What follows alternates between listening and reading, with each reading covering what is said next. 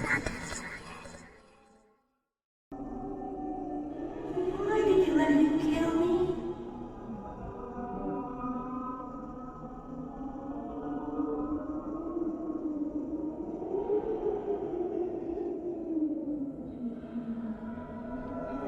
It was the clown.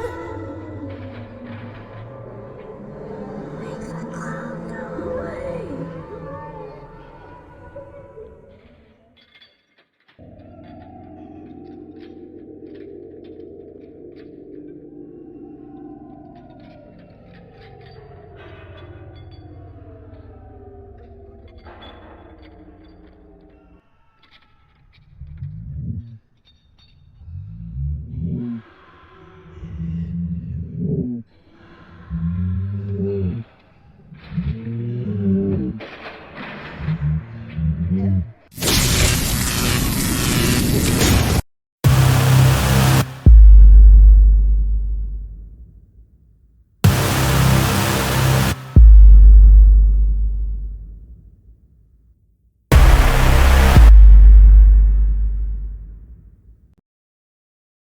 Автобус сломался в 2 милях от городка. Было около 5 вечера. Солнце висело низко, стволы сосен отбрасывали длинные полосы теней на пустое шоссе. 6 студентов колледжа, 3 парня, 3 девушки, стояли у обочины и смотрели на дымящийся двигатель. «Отлично», — сказал Дэн, высокий блондин с вечно недовольным лицом. «Просто отлично. Мы теперь здесь до утра». «Здесь нет связи», — подала голос Лора, сунув телефон обратно в карман джинсов. «Вообще нет, ни одной полоски». «Есть городок», — ответил Брайан, который уже успел изучить дорожную карту. «Милях в 2. Как называется? Амбер Фоллс. Население 320 человек». «322, если мы зайдем», — усмехнулась Хлоя. Ее парень Марк не сказал ничего. Он смотрел в сторону леса, где между деревьями угадывались очертания крыш. Амбер Фоллс. Городок, которого нет на большинстве карт. Место, где время остановилось где-то в середине прошлого века. Их шестой, Ник, фотографировал поломанный автобус для Инстаграма. Он всегда фотографировал, даже когда вокруг умирали. «Идем пешком?» – спросил он, опуская телефон. «Идем», – ответил Дэн. «Лучше спать на вокзале, чем в лесу с медведями». Никто не знал, что медведи – это меньшее из зол. Городок встретил их тишиной. Главная улица была вымощена булыжником. По обе стороны стояли дома с закрытыми ставнями. Магазинчик с вывеской «Бакалея». Шерифский участок с погашенными огнями. Ни души. Ни одной машины, только ветер гонял сухие листья по мостовой. «Выглядит как декорация к фильму ужасов», — заметила Хлоя. «Не каркай», — отдернул ее Марк. Они зашли в Бакалею. Внутри пахло пылью и старыми консервами.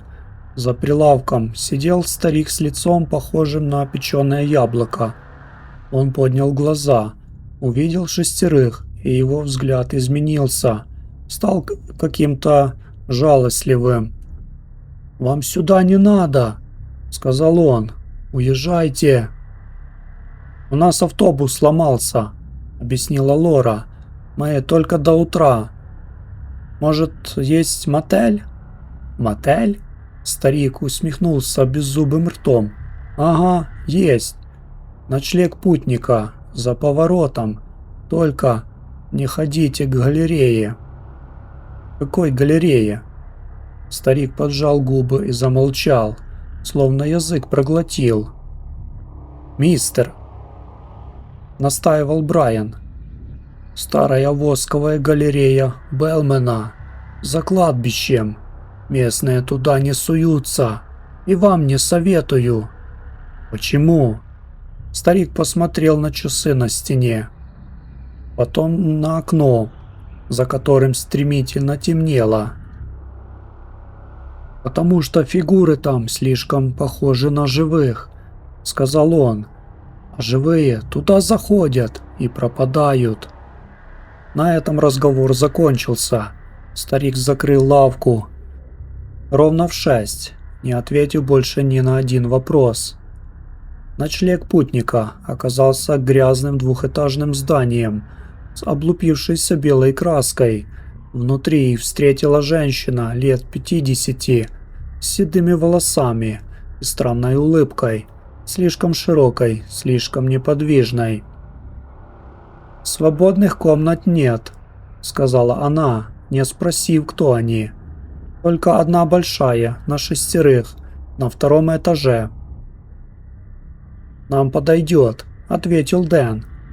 «Оплата вперед, наличными. Карты не работают». Они собрали деньги. Женщина взяла купюры, пересчитала их медленно, тщательно, словно проверяла подлинность. Потом протянула ключ, старый, чугунный, с номером 7. «Перед сном не выходите на улицу», — сказала она, не глядя на них. «Почему?» «В Амбер-Фоллс нет уличного освещения, и бродят...» Она засмеялась. «Собаки дикие». Никто не поверил про собак, но никто не стал спорить. Комната номер 7 оказалась большой, пыльной и жутковатой. На стенах висели старые фотографии. Городок в начале века, люди в старомодной одежде, дети с серьезными лицами. Одна фотография привлекла внимание Ника. На ней был изображен мужчина в цилиндре, стоящий перед зданием с вывеской «Восковая галерея Белмена. От 10 центов». Лицо мужчины было смазано, словно он двигался в момент съемки, или словно его лицо никогда не было запечатлено целиком. «Кто такой Белмен?» – спросил Ник у Лоры. «Понятия не имею. Но давай не будем искать в Гугле, тут все равно нет интернета». Лора улыбнулась. Ник улыбнулся в ответ. Они встречались всего 3 месяца, и эта поездка была их первым совместным путешествием. Он не хотел ее пугать. Лоя и Марк уже делили двуспальную кровать. Дэн и Брайан спорили, кому спать на полу. В общем, все было как обычно. До полуночи. Ник проснулся от того, что кто-то ходил по коридору. Не крался, просто шел. Медленно, тяжело, волоча ноги. Шарканье приблизилось к их двери и остановилось. «Тихо!» – прошептал Ник, толкнув Лору. «Там кто-то есть!» Она села на кровати, протирая глаза. Остальные спали. Дверная ручка медленно повернулась. Скрип металла. Щелчок замка. Кто-то отпирал дверь снаружи. У них не было защелки. Только этот дурацкий чугунный ключ, который торчал в замке изнутри. «Эй!» – крикнул Ник. «Кто там?» Шаги замерли. Потом резко, слишком быстро для человека, удалились в сторону лестницы. Ник вскочил, подбежал к двери, выглянул в коридор. Пусто. Только в конце коридора у окна что-то блеснуло. Маленькое, круглое. Он подошел ближе. Пуговица. Старая латунная, с выгравированным вензелем.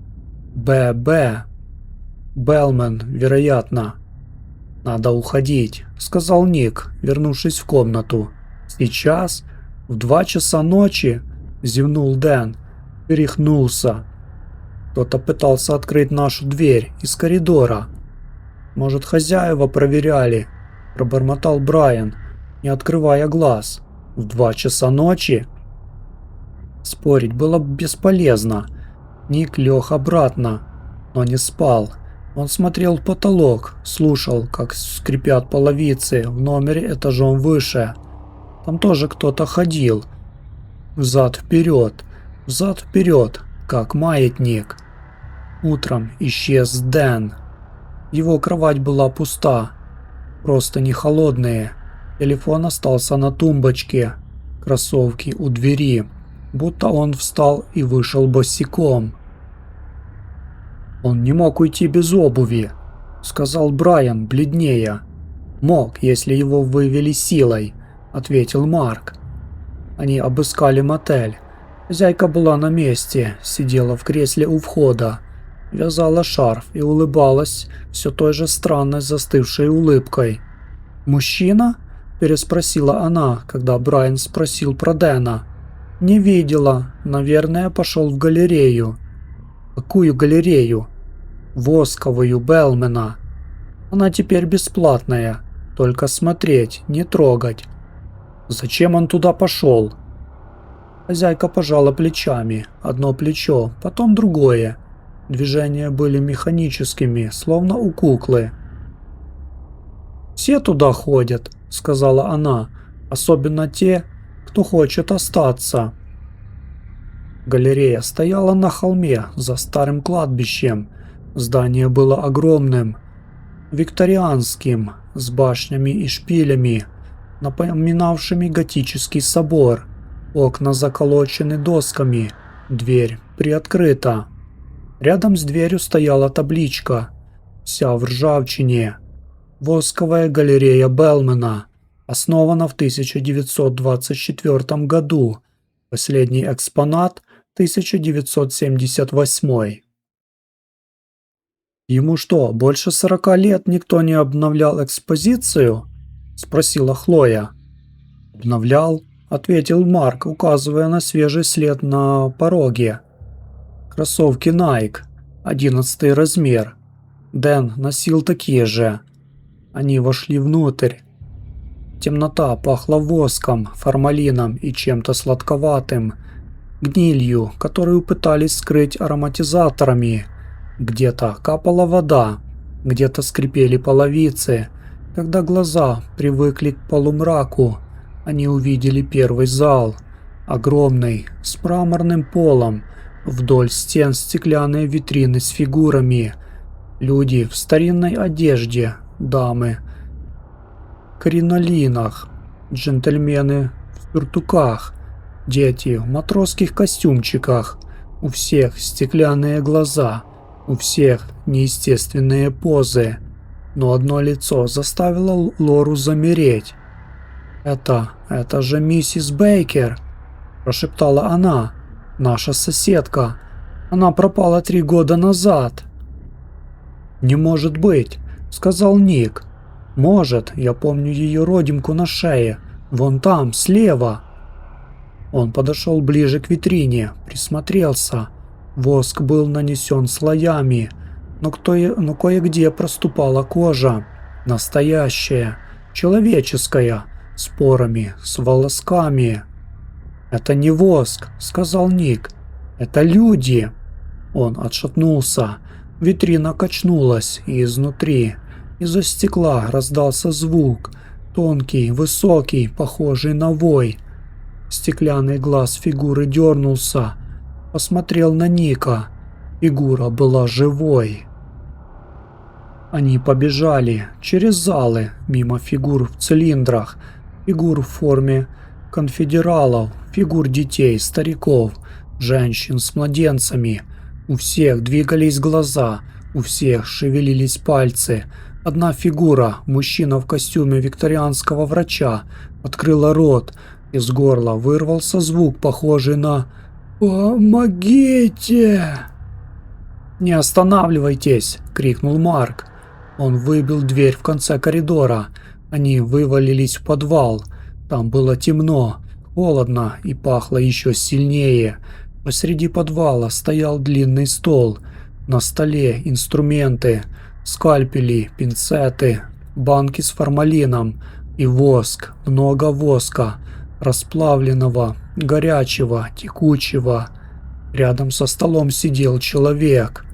Он был очень старым.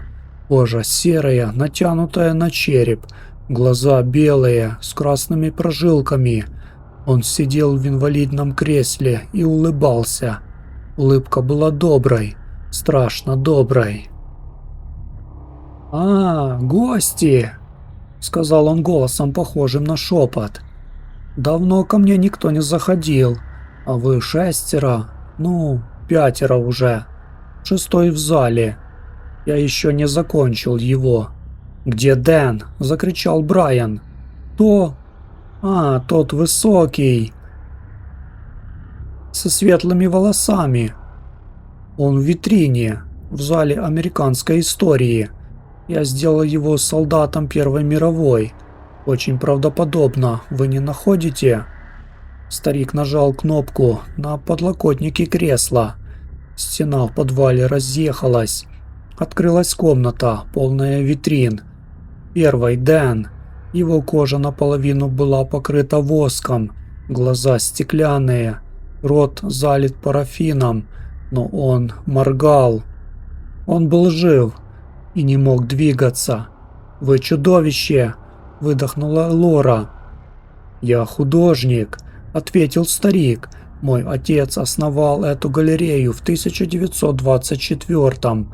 Он делал фигуры из воска, но воск тает, воск стареет, а люди вечные, если их правильно законсервировать». «Вы покрываете живых людей воском?» «Я даю им бессмертие». Старик обиженно надул губы. «Они будут стоять здесь сотни лет. Никто не умрет, никто не уйдет. Разве это не прекрасно?» «Это пытка», – прошептал Ник. «Искусство требует жертв», – пожал плечами старик. «Кстати, вы слышите этот звук?» Они прислушались. Из верхних залов доносился топот. Много ног, сотни, тысячи.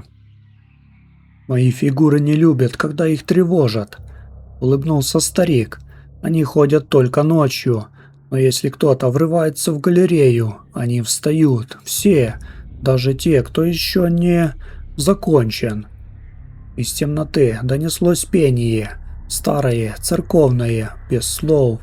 Его пели сотни застывших голосов. Начался кошмар. Фигуры выходили из витрин, медленно ломая стекла, переступая через обломки. Их движения были неестественными, слишком быстрыми или слишком медленными, сломанными, как у марионеток. Кожа трескалась. Воск капал на пол. Из-под воска виднелась настоящая плоть, серая, окоченевшая, живая. Лоя побежала первой. Ее схватила фигура женщины в кринолине, та самая, с родинкой. Восковая рука сжала горло Хлои с такой силой, что хрустнули позвонки. Лоя упала. Женщина потащила ее к витрине. «Не трогай ее!» – закричал Марк. Он ударил фигуру стулом. Голова отлетела, но руки продолжали тащить. Из обрубка шеи потекла не кровь, горячий воск. Марк схватил Хлою и побежал. Следом Ник, Лора и Брайан. Фигуры преследовали их по всем залам. Сотни. У многих не хватало конечностей, у других глаз. Но они двигались, они знали, где их жертвы. Старик смеялся в подвале. «Бегите, бегите!» – кричал он вслед. «Это лучшая игра за десятилетия!» Они выбили окно на 2-м этаже и выпрыгнули на крышу пристройки. Фигуры не могли покидать галерею. Воск плавился на солнце, но солнца не было. Была ночь, и звезды, и холод. «Прыгаем!» – сказал Ник. Они спрыгнули на землю. Брайан сломал ногу, закричал, но Марк подхватил его, потащил. Фигуры вылезали из окон, не все, только те, кто был поближе к выходу, с десяток. Они бежали через кладбище, сквозь надгробия, сквозь плющ. Фигуры не отставали. Одна в костюме священника догнала Брайана, схватила за плечо. Марк ударил ее камнем. Фигура рассыпалась. Воск, кости, старая ткань. «Живо!» Они убежали в мотель. Хозяйка сидела в кресле. Та же улыбка, тот же взгляд. «Комнаты оплачены до утра», — сказала она. «Вы знали?» — закричала Лора. «Вы знали, что он делает с людьми?» «Знала», — кивнула женщина. «Он мой муж».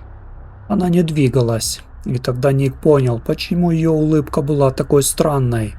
Она была из воска. Вся женщина сидела в кресле уже много лет, приклеенная к нему слоем парафина. Только глаза двигались. «Помогите!» – прошептала она, но было уже поздно. Они угнали пикап хозяйки, ехали по шоссе, не включая фар, боялись привлечь внимание. Брайан стонал на заднем сидении, Лоя плакала, Марк сжимал руль так, что побелели костяшки. Ник смотрел в зеркало заднего вида. На холме горела галерея.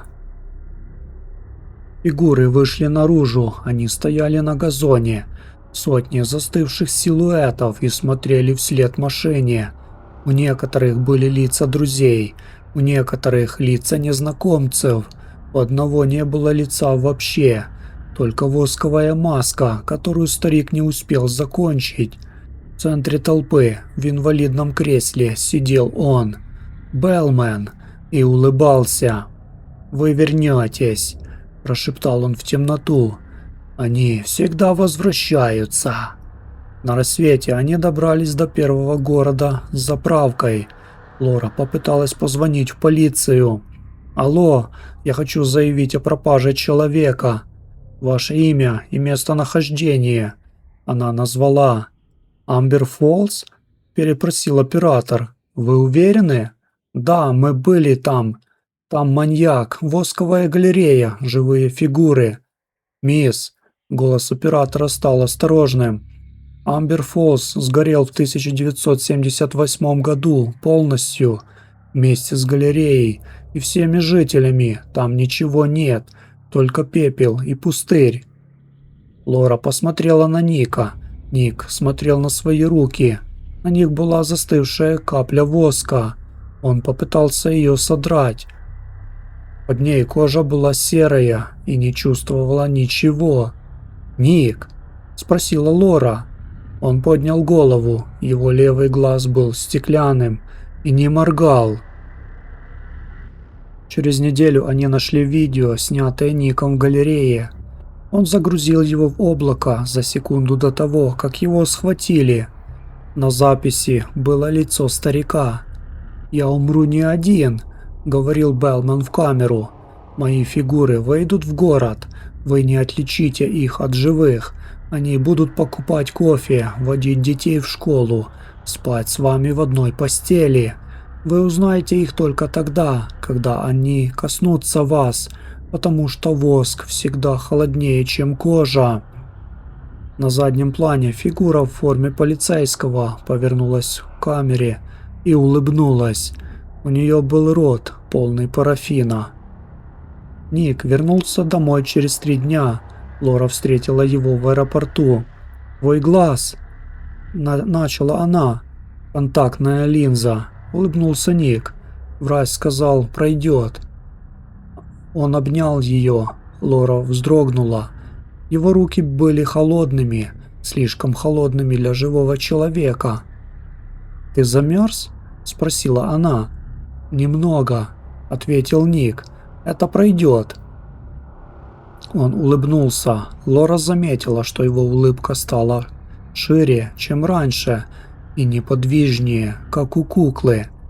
Той ночью она не спала, смотрела, как Ник лежит рядом, с открытыми глазами. Он не моргал, он не дышал, но его грудь поднималась и опускалась, медленно, равномерно, как у механизма.